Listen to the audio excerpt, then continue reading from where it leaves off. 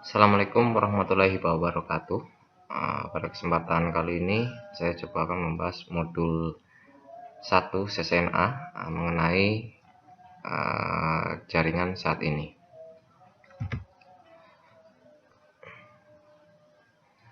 Nah, apa saja yang akan dipelajari dalam modul ini? Di modul ini terdiri dari beberapa topik bahasan. Yang pertama adalah jaringan mengubah kehidupan kita. Jadi di sini nantinya akan menjelaskan bagaimana jaringan mengubah kehidupan kita sehari-hari. Yang kedua adalah komponen jaringan. Komponen jaringan. Kemudian yang ketiga adalah representasi jaringan dan topologinya. Yang keempat, tipe jaringan. Tipe-tipe jaringan itu apa saja dan karakteristiknya seperti apa. Kemudian berikutnya adalah koneksi internet. Ya, di sini koneksi internet menjelaskan bagaimana LAN dan WAN saling terhubung ke internet. Topik selanjutnya reliable network. Di sini menjelaskan kebutuhan dasar, kebutuhan dasar yang harus dipenuhi untuk membuat suatu jaringan yang handal. Topik berikutnya menjelaskan mengenai tren jaringan saat ini, seperti BOD, Bring Your Own Device, Online Collaboration, video, dan cloud computing. Topik selanjutnya mengenai security jaringan atau keamanan jaringan. Di sini mengidentifikasi bagaimana ancaman apa saja yang ada di dalam jaringan, kemudian solusinya seperti apa. Bahasan yang terakhir, IT profesional di sini menjelaskan kesempatan pekerjaan apa untuk bidang jaringan, apa saja seperti pekerjaannya, ya. Nah, ini semua adalah topik yang akan dibahas dalam modul ini, modul 1. Oke, kita coba ke bahasan yang pertama. Ini. Jadi sebagai pembukanya, bahwa komunikasi hampir sama pentingnya dengan ketergantungan kita pada udara, air, makanan, dan tempat tinggal. Jadi untuk kondisi saat ini, ya, di dunia saat ini melalui penggunaan jaringan kita semuanya saling terhubung, ya, saling terhubung melalui contohnya untuk yang paling banyak digunakan sekarang adalah internet.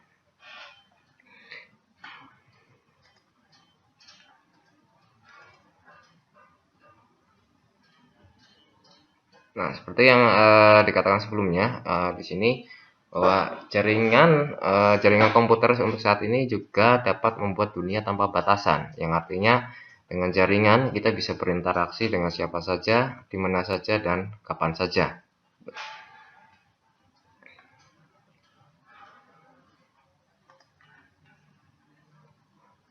Untuk bahasan berikutnya ke komponen jaringan.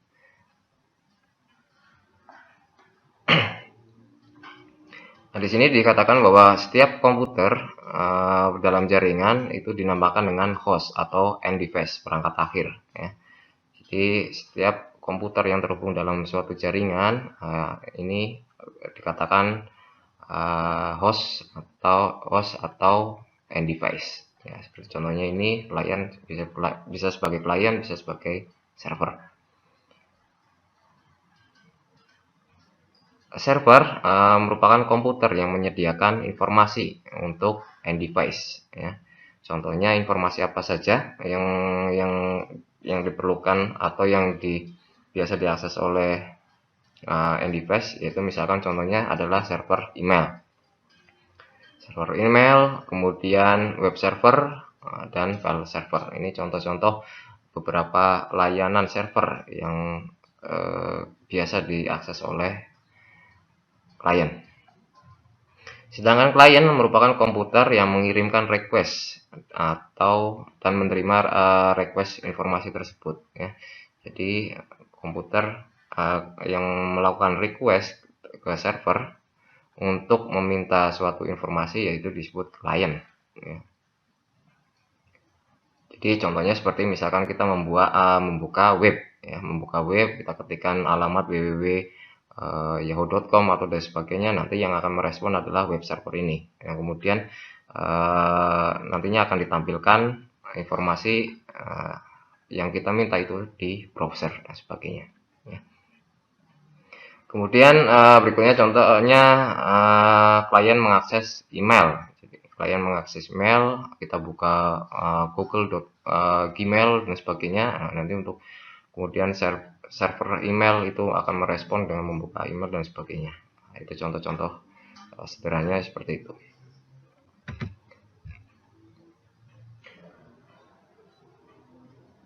Dalam suatu jaringan memungkinkan mempunyai device yang dapat bertindak sebagai klien sekaligus server, ya.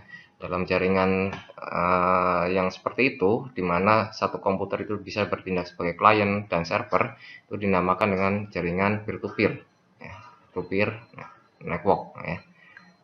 Tipe jaringan seperti ini hanya didesain untuk jaringan dengan skala kecil. Keuntungannya apa saja dalam menggunakan jaringan ini? Yang pertama adalah mudah dibuat atau mudah dibuat, ya, easy to set up. Yang kedua adalah tidak terlalu rumit, ya, tidak terlalu rumit. Kemudian keuntungan berikutnya adalah murah, ya. Yang keempat, keuntungannya jaringan seperti peer-to-peer itu biasanya digunakan hanya untuk pekerjaan yang sederhana, contohnya misalkan seperti transfer file dan sharing file, atau printer dan sebagainya, ya. Kemudian kelemahannya apa saja dalam jaringan peer-to-peer? Jadi kelemahannya yang pertama adalah administrasinya tidak terpusat. Artinya karena semuanya bisa bertindak sebagai klien dan server dalam waktu bersamaan, artinya maka administrasinya tidak terpusat. Kemudian yang berikutnya adalah kelemahan berikutnya itu tidak aman, ya, atau kurang aman dalam kalau misalkan dalam jaringan skala besar, ya, itu tidak aman. Kemudian sulit dilakukan pengembangan jaringan atau not scalable. Ya, jadi ketika misalkan kita akan menambah suatu jaringan, suatu perangkat dan sebagainya dalam jaringan tersebut, itu akan kesulitan atau susah, ya.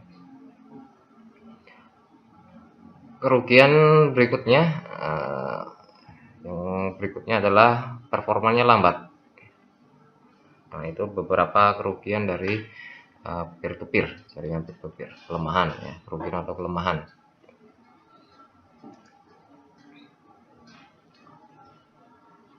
Dalam komponen jaringan tadi seperti sudah dikatakan sebelumnya, ada end device atau perangkat akhir. Jadi di sini adalah perangkat akhir merupakan perangkat tempat pesan berasal atau diterima, ya. Jadi dalam contohnya misalkan di sini ini ada sekelompok beberapa komputer, server, kemudian telepon. Nah, ini merupakan adalah end device dalam suatu jaringan, ya. Nah, dikatakan bahwa perangkat akhir atau end device ini merupakan tempat pesan berasal, artinya pesan berasal dari komputer end device, kemudian dialirkan ke perangkat akhir, ya, perangkat akhir yang lain dalam jaringan yang berbeda. Tuh. Ya.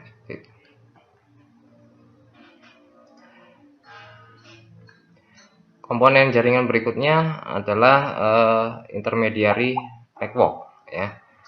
Jadi melakukan pengelolaan data yang mengalir dalam jaringan merupakan tugas dari intermediary device. Contohnya seperti meregenerasi dan mengirimkan kembali sinyal data. Kemudian menginformasikan jalur apa yang ada dalam jaringan, ya.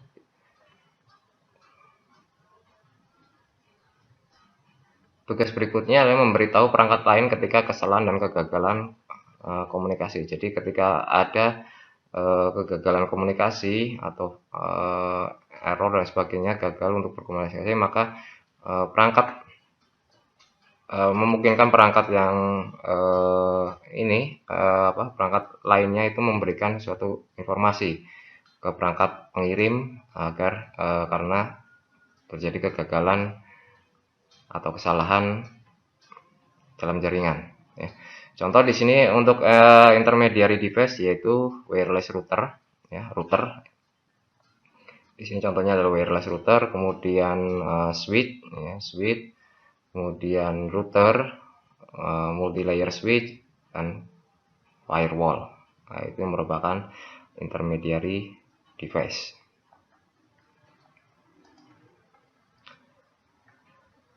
Komponen jaringan berikutnya yang berikutnya adalah media, ya, media jaringan.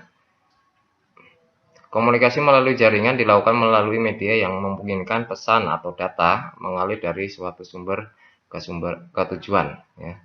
Jadi ketika kita akan mengirimkan data, agar data sampai ke tujuan, ya peran dari media ini, ya, media ini yang untuk mengalirkan data kita tadi. Contoh media jaringan diantaranya adalah tipenya, ya, tipenya yang pertama adalah metal wire atau kabel, ya, kabel. Di sini deskripsinya adalah menggunakan pulsa elektrik. Contohnya misalkan seperti kabel tembaga, copper. Copper di sini contohnya ya seperti yang kita pakai seperti biasa, Cat 5, Cat 6 dan sebagainya, ya. Di sini ada contoh gambarnya. Kemudian media tipe berikutnya adalah fiber optik, ya, dengan menggunakan pulsa cahaya. Ini contoh dari gambar dari fiber optiknya. Nah, tipe media berikutnya adalah wireless. Wireless. Ya, jadi selain dengan menggunakan kabel, kita juga bisa menggunakan wireless sebagai alternatif jika misalkan memang media kabel itu tidak dimungkinkan atau ingin menambah fleksibilitas, kita bisa menggunakan wireless. Wireless modul di sini menggunakan gelombang elektromagnetik untuk mengalirkan datanya. Nah, ini ada contoh dari perangkat wireless.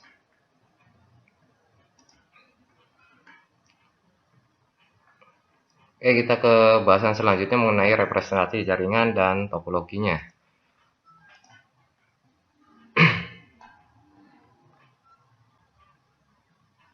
Diagram jaringan sering disebut dengan topologi.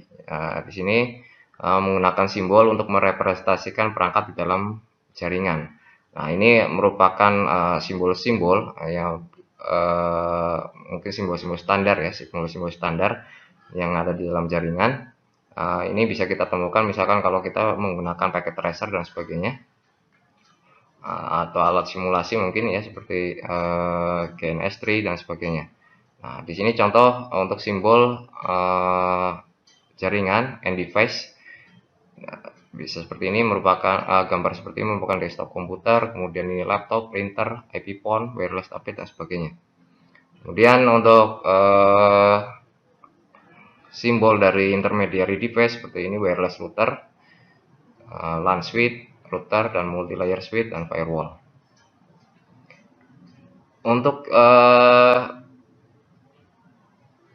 media bisa digambarkan atau disimbolkan dengan seperti ini untuk media wireless, kemudian media LAN dan media WAN seperti ini. Jadi selain simbol tadi, ya, simbol yang ini penting untuk perlu diketahui ada istilah mengenai network interface card atau NIC, ya, LAN card dan sebagainya, ya, itu nama lain dari network interface card. Kemudian yang berikutnya adalah physical port dan interface atau antarmukanya. Ya.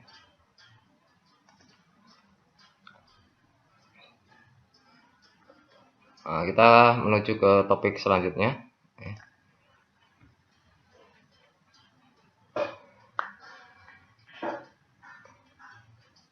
Nah, Nah, tipe jaringan, tipe dari jaringan dapat dibedakan berdasarkan ukurannya, ya, ukurannya.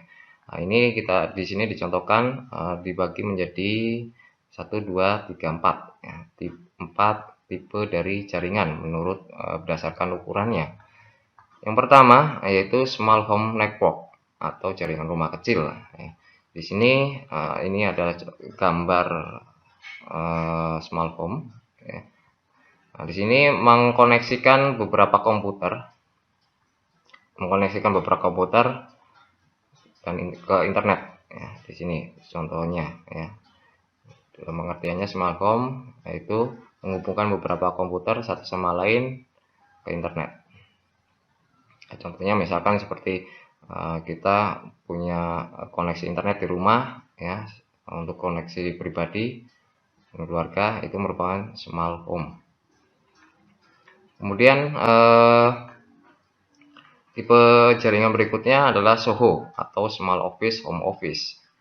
Jadi di sini memungkinkan komputer di dalam rumah atau kantor dengan jarak yang jauh untuk terhubung ke jaringan perusahaan. Jadi gambarannya seperti ini. Jadi misalkan kita di perusahaan, ya, kemudian kita sedang posisi ada di rumah, kita pengen melakukan tugas pekerjaan atau meremote komputer dari kantor, ya, kita bisa saling menghubungkan satu sama lainnya, yaitu jaringan seperti itu dapat dikatakan sebagai small office home office. Ya. Kemudian tipe jaringan berikutnya adalah medium to large network, jadi jaringan sedang hingga besar, ya.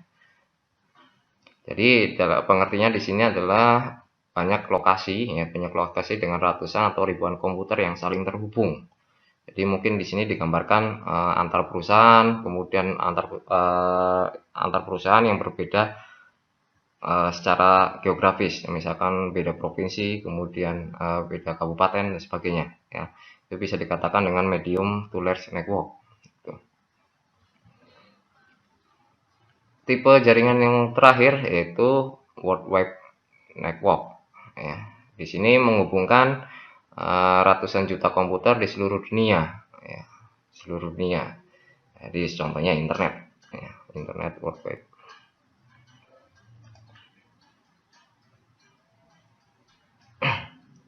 Oke, masuk ke bahasan tipe network yang pertama, ya, yaitu LAN dan WAN. Jadi infrastruktur jaringan sangat bervariasi dalam hal ukuran area yang dicakup, ya, kemudian jumlah pengguna yang terhubung, jumlah dan jenis layanan yang tersedia, dan area tanggung jawabnya. Gitu. Jadi network infrastruktur dari jaringan itu bervariasi, dapat dibedakan menurut ini, ya, bisa berdasarkan ukuran area, kemudian jumlah pengguna atau jumlah jenis layanan, dan area tanggung jawabnya. Dua jenis jaringan yang paling umum dipakai yaitu ya LAN dan WAN. Ya, dan LAN dan WAN. Nah, ini contohnya misalkan seperti di dalam gambar ini yang dengan warna seperti ini merupakan LAN, ya, kemudian ini adalah WAN. Jadi untuk LAN ya jaringan lokal area network. Jadi hanya di privat. Ya. Ini juga privat, kemudian privat, local area network, ya, lokal. Nah, kalau sudah terhubung dikoneksikan melalui provider dan sebagainya, ya, sudah termasuk dalam WAN.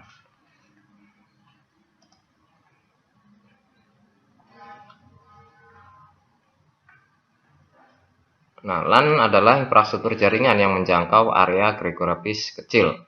Perbedaannya dengan WAN, yaitu WAN adalah infrastruktur jaringan yang menghubungkan wilayah geografis yang luas. Jadi dari segi cakupannya yang berbeda, ya.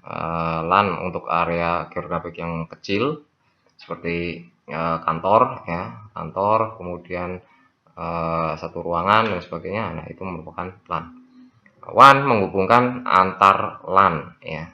Kalau WAN itu menghubungkan antar LAN. Jadi misalkan LAN di ruangan satu dengan kantor satu dan kantor yang lainnya itu dikatakan WAN.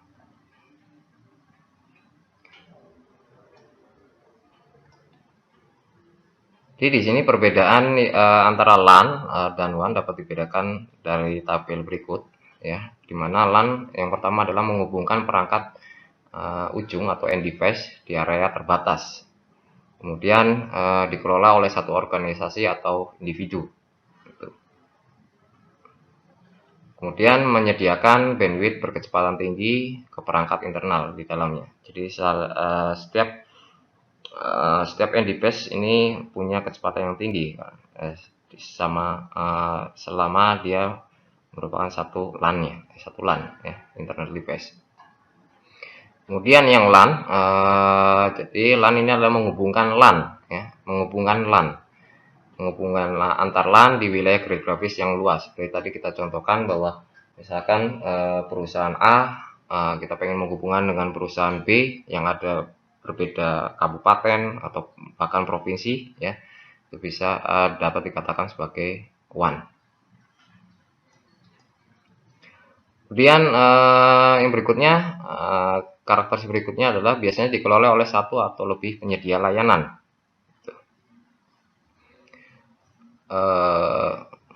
Karakteristik berikutnya, kecepatan antar LAN-nya, antar cabang satu, di sini cabang 1 dan cabang 2 itu lebih lambat, ya, dibandingkan dengan internal LAN di dalamnya, kecepatan device internal di dalamnya, ya. Jadi berbeda, lebih lambat, antar koneksi antar LAN-nya itu lebih lambat dibandingkan dengan koneksi internalnya, ya. Tipe jaringan berikutnya adalah internet. Ya, internet adalah kumpulan LAN dan WAN yang saling terhubung di seluruh dunia. Jadi jadi LAN, ya, semua LAN yang dikoneksikan dan WAN, ya, baik LAN dan WAN yang saling terkoneksi di seluruh dunia itu merupakan pengertian dari internet. Nah, di sini dijabarkan bahwa LAN terhubung satu sama lain menggunakan WAN. Jadi kemudian WAN dapat menggunakan untuk WAN-nya itu, untuk menghubungkan antar WAN-nya kita bisa menggunakan kabel, ya, medianya bisa menggunakan kabel fiber optik ataupun dengan menggunakan wireless. Yang harus kita ketahui bahwa internet itu tidak dimiliki oleh individu ataupun kelompok manapun, ya. Berikut adalah grup, ya, atau grup yang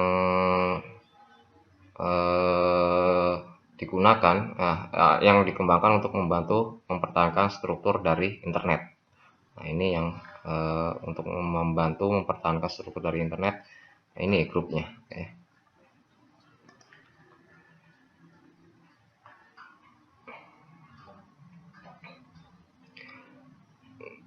Nah, selain internet, selain istilah dari internet, kita juga sering mendengar istilah intranet dan extranet, ya. Nah, apa sih perbedaannya? Yang pertama adalah intranet adalah kumpulan LAN dan WAN internal organisasi yang dimasukkan agar hanya dapat diakses oleh anggota organisasi atau orang lain dengan otorisasi. Jadi intranet, ya, seperti jaringan privat, ya, jaringan privat. Misalkan perusahaan A punya jaringan intranet yang dimana yang bisa mengakses hanya orang-orang dari perusahaan tersebut. Itu merupakan pengertian dari jaringan intranet. Kemudian selain dari intranet ada juga namanya extranet. Jadi extranet adalah intranet yang dapat diakses oleh beberapa orang dari luar perusahaan. Nah, contohnya misalkan di sini perusahaan A dan B saling bekerja sama, misalkan seperti itu. Kemudian extranet itu digunakan orang dari perusahaan A agar dapat mengakses data dari server yang ada di perusahaan B secara aman. Nah, itu. Jadi tentunya untuk yang bisa mengakses extranet ini adalah orang yang diotorisasi atau sudah diotorisasi seperti itu, ya. Jadi tidak sembarangan orang bisa mengakses extranet, hanya orang-orang yang sudah dipilih atau diotorisasi dan sebagainya.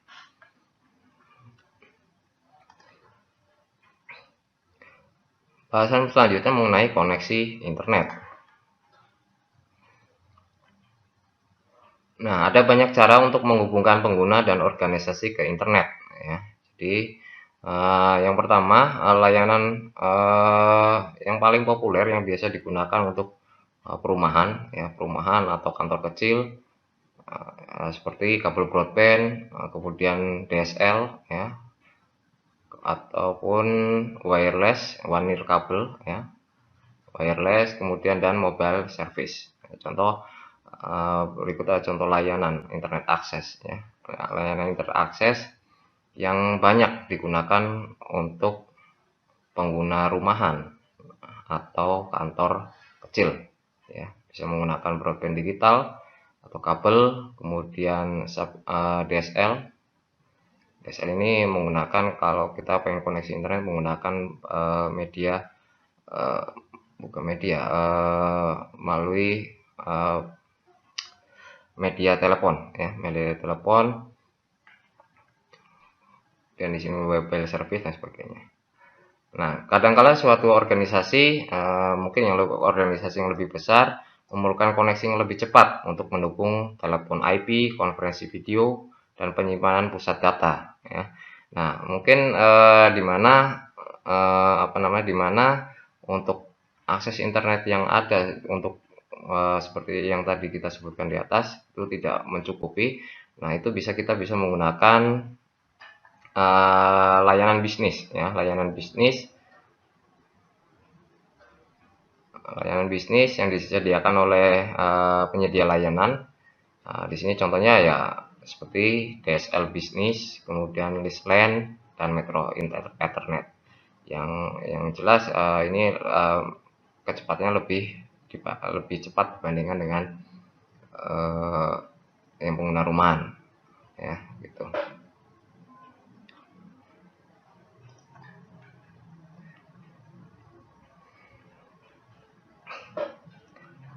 Nah, koneksi internet di sini nanti akan dijelaskan mengenai koneksi-koneksi yang biasa digunakan di home dan small office. Jadi ya, digunakan di rumah, ya, di rumah atau kantor kecil. Bisa menggunakan kabel, ya, menggunakan kabel, di mana dengan menggunakan kabel itu mendukung high bandwidth atau bandwidth yang tinggi, kemudian mendukung jaminan bahwa jaringan itu selalu on, ya, kemudian internet bisa dilakukan menggunakan media kabel televisi, ya, kabel televisi dan sebagainya oleh providernya. Kemudian koneksi berikutnya bisa menggunakan DSL. DSL di sini juga menyediakan bandwidth yang tinggi, kemudian menjamin bahwa koneksinya menyala terus, ya, tidak terputus. Kemudian koneksi internet ini berjalan atau terkoneksi melalui line telepon. Koneksi berikutnya menggunakan seluler, ya, menggunakan seluler. Di sini menggunakan cellphone, jaringan telepon yang untuk connect ke internet. Jadi kita bisa mungkin memanfaatkan HP yang ada modemnya, ya, untuk koneksi ke internet. Koneksi berikutnya bisa menggunakan satelit, ya, dan yang terakhir adalah koneksi dial-up telepon. Nah, dial-up telepon di sini menyediakan layanan yang murah, kemudian bandwidth yang rendah, bisa digunakan menggunakan modem, dial-up modem, ya.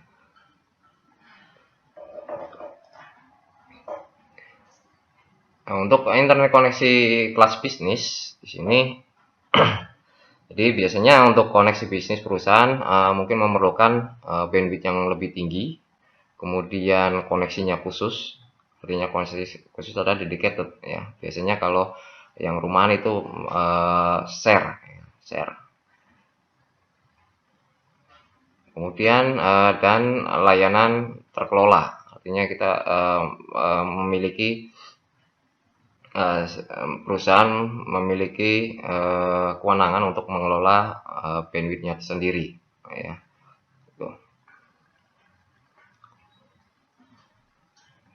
Nah, tipe-tipe koneksinya apa saja yang bisa diterapkan di bisnis di kelas bisnis ini.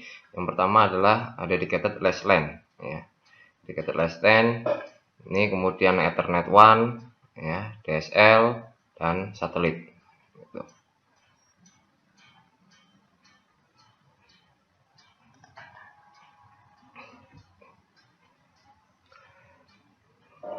Nah, sebelum jaringan konvergen, sebuah organisasi yang mungkin berlangganan internet kadang dipasang kabel secara terpisah ya. Contohnya misalkan untuk kabel telepon, video dan data itu beda kabel, misalkan beda media gitu.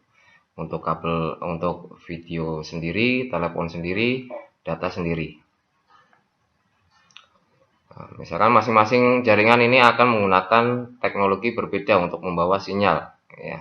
Jadi setiap peralatan misalkan untuk voice ya, suara, kemudian video dan sebagainya menggunakan media yang berbeda dan standar yang berbeda pula gitu.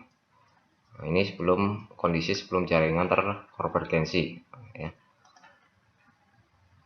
Nah, setelah jaringan terkonvergensi jadi jaringan data terkonvergensi membawa banyak layanan pada satu link ya, termasuk data, suara, video. Jadi yang tadinya terpisah-pisah ya dengan berbeda media untuk berbeda layanan. Nah, untuk yang kondisi sekarang berbagai layanan data, voice dan video itu bisa dilewatkan dalam satu link, satu media ya.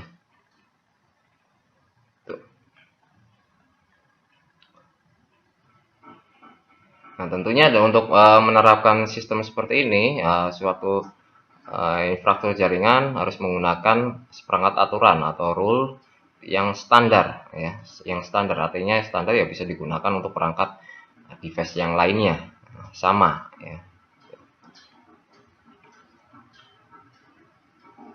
Oke, masuk ke bahasan selanjutnya mengenai reliable network.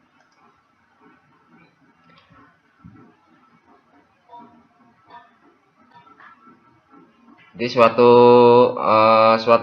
arsitektur jaringan mengacu pada teknologi yang mendukung infrastruktur pembinaan data melalui jaringan. Jadi ada 4 karakteristik dasar yang perlu diperhatikan oleh arsitektur yang mendasari untuk memenuhi harapan pengguna. Contohnya dari 4 karakteristiknya, yaitu yang pertama adalah fault tolerant. Ya, fault tolerant, kemudian scalability, kemudian quality of service atau QoS, dan security. Nah, nanti untuk pengertiannya apa saja nanti dibahas pada slide berikutnya. Oke, masuk ke yang pertama yaitu fault tolerant. Jadi jaringan dengan toleransi kesalahan membatasi dampak kegagalan dengan membatasi jumlah perangkat yang terpengaruh dari kegagalan tersebut. Jadi ketika misalkan ada suatu perangkat yang rusak, maka tidak akan berpengaruh terhadap jaringan yang lain, perangkat yang lainnya ya. Tuh. Nah, di mana biasanya dengan jaringan dengan toleransi kesalahan ini terdiri dari beberapa jalur ya, sebagai alternatifnya. Ketika misalkan perangkat di jalur 1 itu rusak, maka bisa dialihkan atau bisa menggunakan jalur yang lain.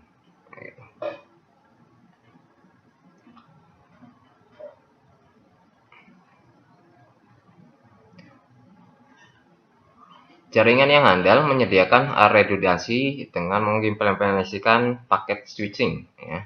Di mana paket switching ini adalah membagi lalu lintas menjadi paket-paket yang dirutekan melalui jaringan. Ya, kemudian setiap paket secara teoritis dapat mengambil jalur yang berbeda untuk mencapai tujuan gitu. Jadi ketika misalkan kita mengirim suatu file atau data, nah itu nanti data tersebut akan dipecah menjadi beberapa paket ya. Dimana secara teoritis paket-paket tersebut nanti dikirimkan bisa berbeda jalur untuk menuju satu tujuan. Tuh.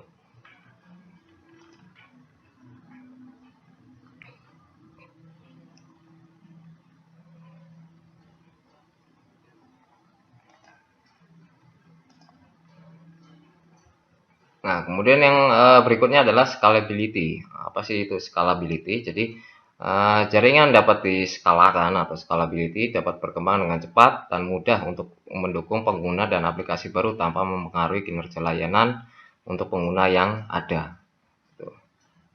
Jadi, contohnya di sini digambarkan bahwa misalkan ini adalah jaringan yang existing atau yang sudah ada, kemudian kita sebagai administrator atau sebagai perancang jaringan ingin menambahkan suatu perangkat lainnya, LAN lainnya di sini, terdiri dari beberapa end device dan sebagainya. Nah, ini akan jaringan yang dengan scalability itu akan mudah dikembangkan. Ya, jadi ketika kita akan melakukan penambahan suatu perangkat dan sebagainya, itu tidak akan berpengaruh buruk atau untuk LAN LAN yang lainnya, ya, untuk perangkat-perangkat yang lainnya. Jadi untuk membangun suatu jaringan dengan scalability seperti ini, perancang jaringan harus mengikuti standar dan protokol yang dapat diterima oleh semua perangkat untuk membuat jaringan dapat diskalakan. Jadi ketika misalkan kita pengen membuat suatu jaringan scalability, ya kita harus mengikuti standar protokol yang sama yang dapat dipakai oleh semua perangkat gitu.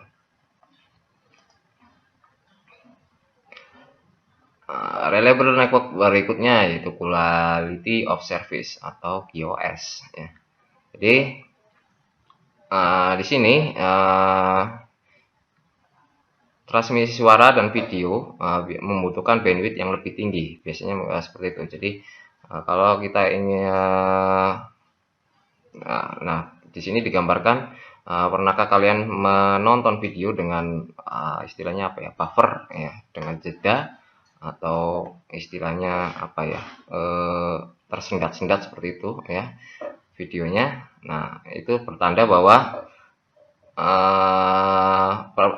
ada permintaan bandwidth yang lebih tinggi daripada yang tersedia gitu. Dan QoS tidak dikonfigurasi, itu kemungkinannya seperti itu. Ya, jadi ketika misalkan kita buka YouTube kemudian streaming dan sebagainya, nanti ada seperti buffering ya, terjeda-jeda atau putus-putus gitu. Itu menandakan bahwa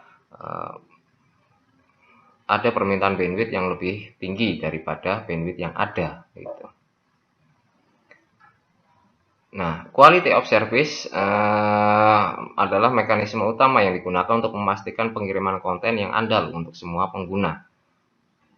Dengan kebijakan QoS, router dapat lebih mudah mengelola aliran data dan lalu lintas suara. Ya, jadi dengan harapannya dengan QoS yang baik, ya, QoS yang baik dengan aturan-aturan yang baik, menjadikan bahwa misalkan ketika kita mengakses video ya lancar, ya. Karena semua bandwidth itu nantinya akan termanajemen atau tertata. Ya, QoS ini itu nantinya akan diterapkan di perangkat router, ya, perangkat router. Nah, dicontohkan di sini misalkan di sini contohnya misalkan bahwa web page ya, ketika kita misalkan mengakses web itu membutuhkan akan diberlakukan sebagai lower priority atau prioritas rendah dibandingkan ketika misalkan ada end device yang ingin memanfaatkan fasilitas suara ya agar suaranya lebih smooth, tidak terputus-putus dan sebagainya. Nah, fasilitas atau layanan seperti ini yang nantinya akan mendapatkan prioritas yang lebih tinggi gitu. Sehingga nanti dengan harapannya suara lancar, tidak terputus-putus, video dan sebagainya lancar, tidak terputus-putus gitu. Ya.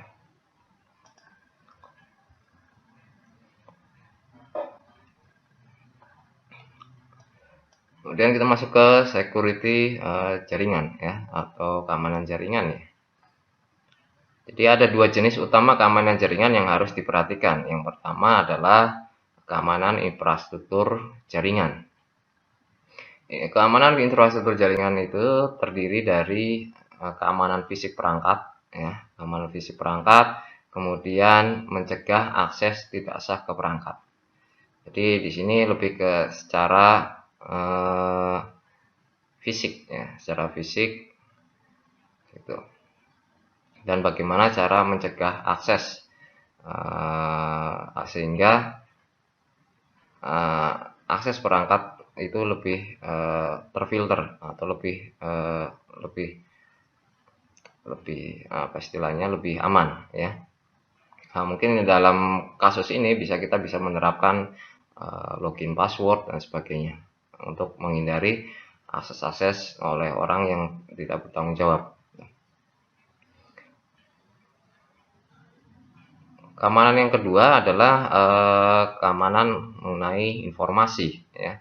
Nah, di sini apa saja untuk mengenai keamanan informasi, yaitu perlindungan informasi atau data yang dikirimkan melalui jaringan. Jadi selain tadi kita memproteksi atau masalah keamanan di infrastrukturnya, yang berikutnya adalah keamanan di bagian informasinya, informasi data yang dialirkan di dalam jaringan itu.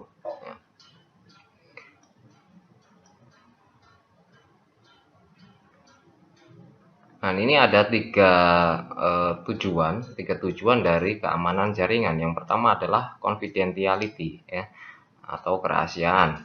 Jadi di sini dimaksudkan bahwa hanya penerima yang dituju yang dapat membaca data ya. Jadi hanya orang yang berhak yang dapat membaca data ya, data yang dikirimkan.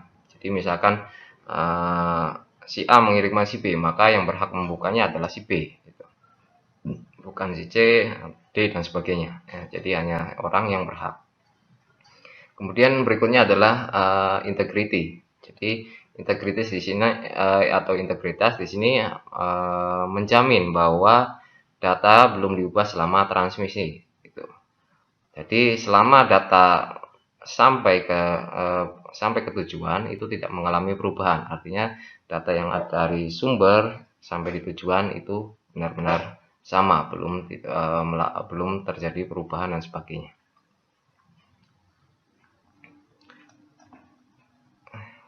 Tujuan berikutnya adalah availability atau ketersediaan. Jadi di sini menjelaskan bahwa jaminan akses data yang tepat waktu dan dapat diandalkan untuk pengguna yang berwenang.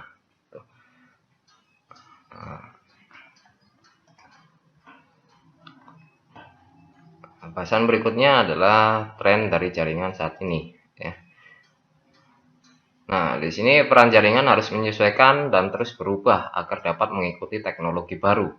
Ya, di sini. Jadi jaringan itu harus selalu istilahnya update ya, update mengikuti dengan teknologi yang baru.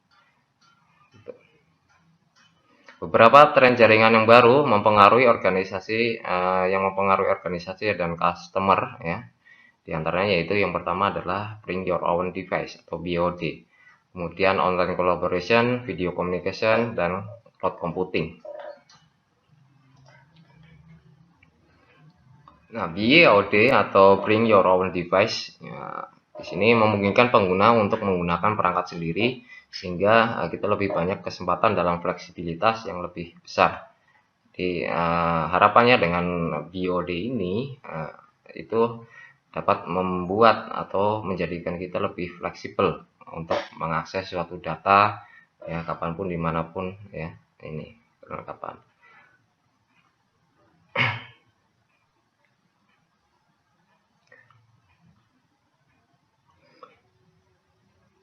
BOD memungkinkan pengguna akhir memiliki kebebasan untuk menggunakan alat pribadi untuk mengakses informasi dan berkomunikasi menggunakan ini ya. Jadi VOD itu memungkinkan seorang pengguna itu bisa mengakses suatu data menggunakan perangkatnya sendiri. Contohnya seperti laptop, MacBook, tablet, dan smartphone, dan e-reader. Itu. VOD berarti perangkat apapun dengan kepemilikan siapapun dan digunakan di mana saja. Itu pengertian dari VOD. Kemudian tren berikutnya adalah online collaboration. Di sini kolaborasi online berarti berkolaborasi dan bekerja dengan orang lain melalui jaringan dalam proyek bersama. Contohnya di sini alat kolaborasi termasuk Cisco Webex dan lain sebagainya yang ditunjukkan pada gambar berikut. Atau mungkin yang sering kita gunakan adalah misalkan seperti Google Spreadsheet, ya, ketika misalkan Google Doc dan sebagainya, ya, itu merupakan suatu bentuk dari online kolaborasi. Ya.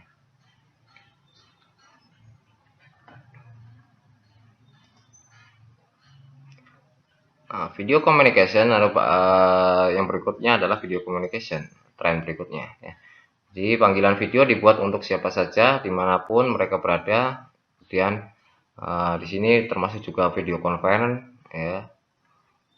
Jadi video conference atau video communication untuk saat ini, apalagi di tengah pandemi seperti ini, menjadi kritikal, jadi menjadi sangat penting, ya. Persyaratan yang penting untuk kolaborasi yang efektif. Seperti yang media pembelajaran kita lakukan selama ini, selama pandemi, ya kita bisa dilakukan melalui online, ya, terutama mungkin pemanfaatnya adalah video komunikasi yang untuk tatap mukanya bisa menggunakan Zoom, kemudian Google Meet dan sebagainya, ya. Ataupun menggunakan dari Cisco, yaitu Cisco Telepresence.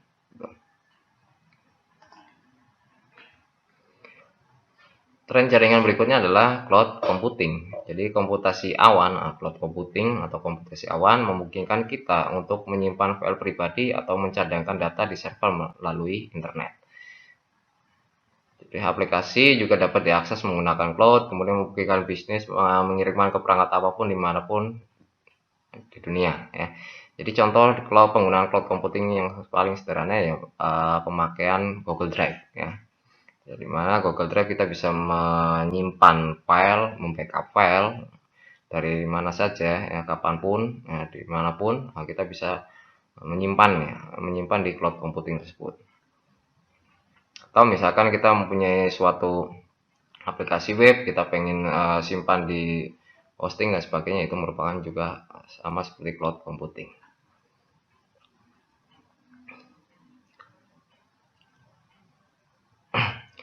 Nah, cloud computing mungkin bisa sebagai solusi untuk perusahaan kecil yang tidak mampu untuk membeli pusat datanya sendiri, ya. Jadi karena untuk biaya pembangunan data center itu mahal, mungkin cloud computing bisa menjadi suatu solusi untuk dijadikan sebagai data center dengan menyewa suatu server dan layanan penyimpanan dari organisasi pusat data yang lebih besar di cloud, seperti itu.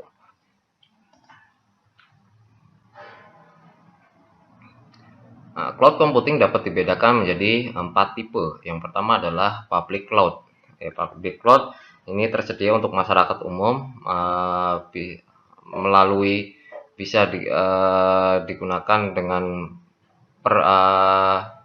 berbayar, ya, berbayar ataupun gratis.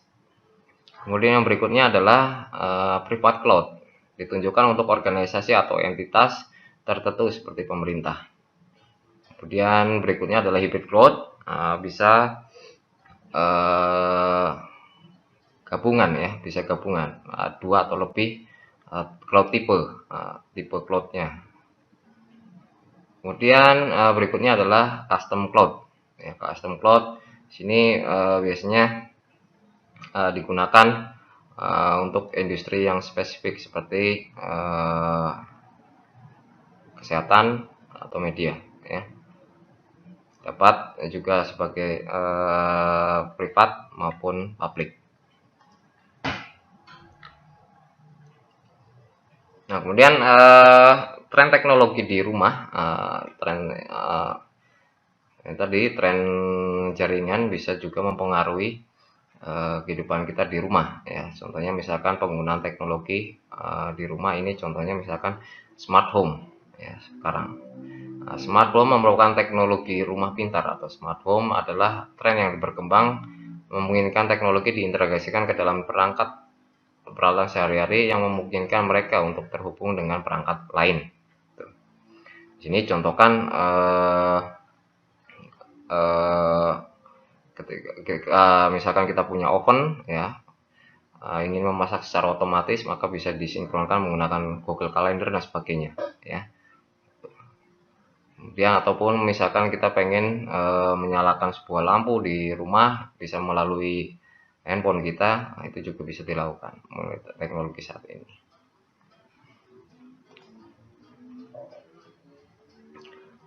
Tren jaringan berikutnya yaitu powerline networking atau jaringan powerline ya.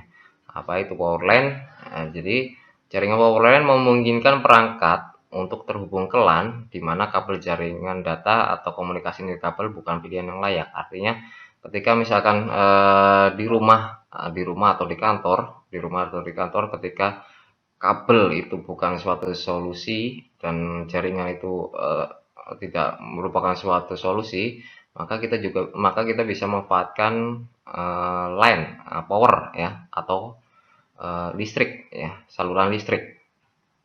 Tuh. Dengan menggunakan adaptor saluran listrik standar, perangkat dapat terhubung ke LAN. Jadi kita bisa menghubungkan end device atau membuat suatu jaringan itu menggunakan kabel listrik ya, melalui listrik ini, adaptor listrik.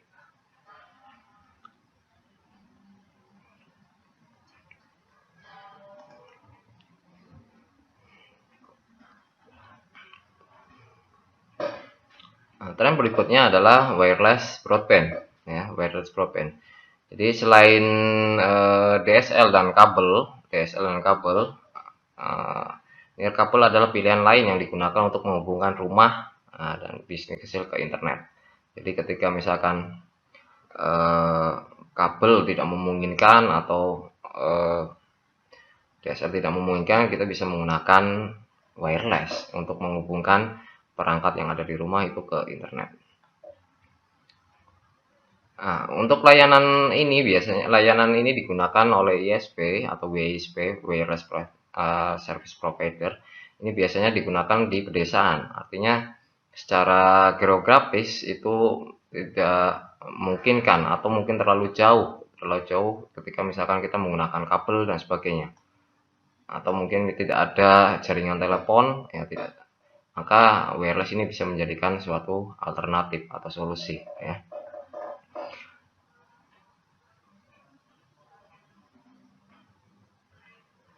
Nah, ini menggunakan teknologi seluler yang sama dengan yang digunakan di ponsel pintar atau smartphone ya.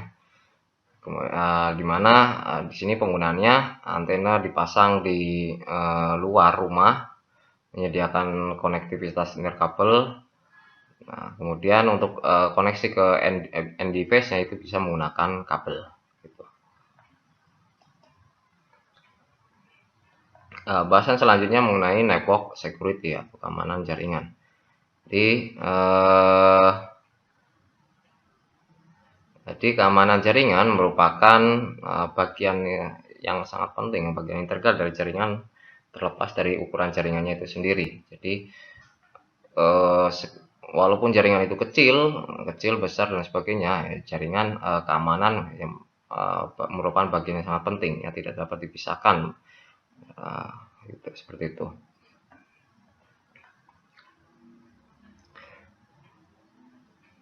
Keamanan jaringan yang diterapkan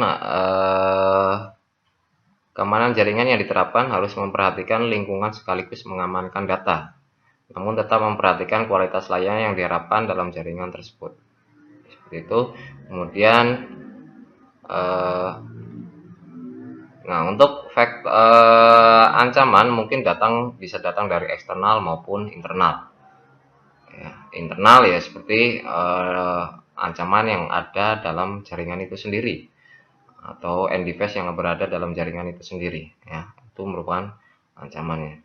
Untuk yang eksternal itu yang datang dari luar ya. datangnya dari luar ingin masuk ke jaringan kita, nah, itu merupakan ancaman eksternal.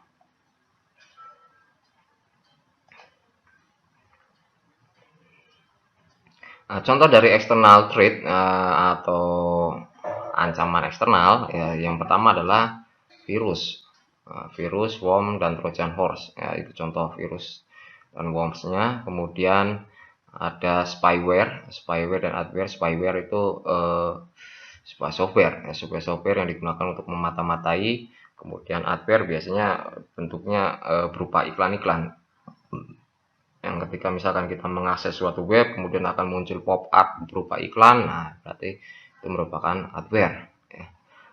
Berikutnya ada zero day attack ya, zero day attack, kemudian threat actor attack, kemudian DDoS ya, denial of service.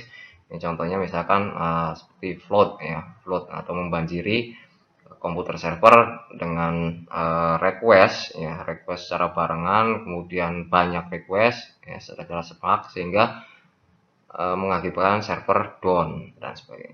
Nah, ini ada denial of service. Kemudian data interception dan pencurian. Ya. Intersepsi data dan pencurian. Dan pencurian identitas yang terakhir. Nah, ancaman ya, internal itu terdiri dari device yang dicuri, ya, kehilangan device. Tuh, misalkan komputer yang ada di LAN mungkin dicuri dan sebagainya hilang, ya itu bisa dikatakan sebagai ancaman internal. Kemudian berikutnya ancaman internalnya adalah kejadian yang tidak disengaja oleh misalkan oleh pengguna di sini, ya, pengguna dalam jaringan itu sendiri. Kemudian ancaman internal yang lainnya yaitu orang yang jahil, orang internal yang memang mempunyai niat jahat untuk merusak, ya, itu bisa menjadi ancaman internal.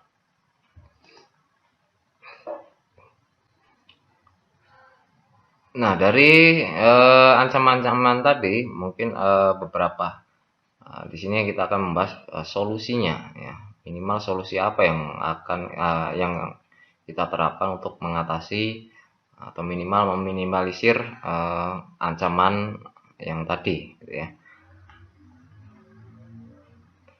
Jadi solusinya yang pertama mungkin adalah keamanan harus diterapkan dalam beberapa lapisan menggunakan lebih dari solusi keamanan. Jadi di sini bisa dikatakan keamanan berlapis, ya, keamanan berlapis. Kemudian contohnya misalkan di sini sudah memakai firewall, ya, sebelum dari internet. Di sini ada ACL, ya, access list. Jadi yang siapa saja yang bisa mengakses dan diatur oleh ACL ini. Kemudian setelah ACL lewat, kemudian ada suatu firewall yang filter konten-konten atau data yang akan masuk ke dalam jaringan lokalnya. Nah, kemudian di lokal end device-nya ini, ya, mungkin sebagai solusinya bisa dipasang menggunakan antivirus, anti spyware, ya, itu. Nah, firewall di sini bisa digunakan untuk memblok akses yang tidak diizinkan untuk menuju ke jaringan, ya.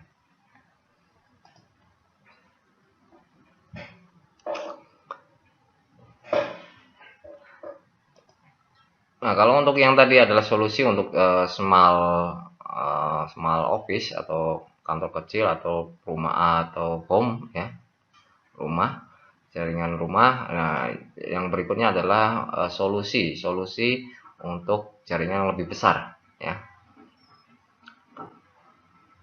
Nah, mungkin untuk jaringan yang lebih besar itu bisa ditambah keamanannya, seperti misalkan ada dedicated firewall system, ya, atau sistem firewall khusus, bisa berupa hardware dan sebagainya, ya, yang memang didesain untuk menangani firewall. Kemudian access control list, kemudian ada intrusion prevention system, ya, jadi mana ketika ada ancaman itu nanti akan segera memberitahu atau segera memberikan notifikasi ya, notifikasi ke admin atau admin jaringan untuk segera sebagai peringatan ya. Kemudian juga bisa alternatif ketika misalkan kita menggunakan virtual private network atau VPN. Ya.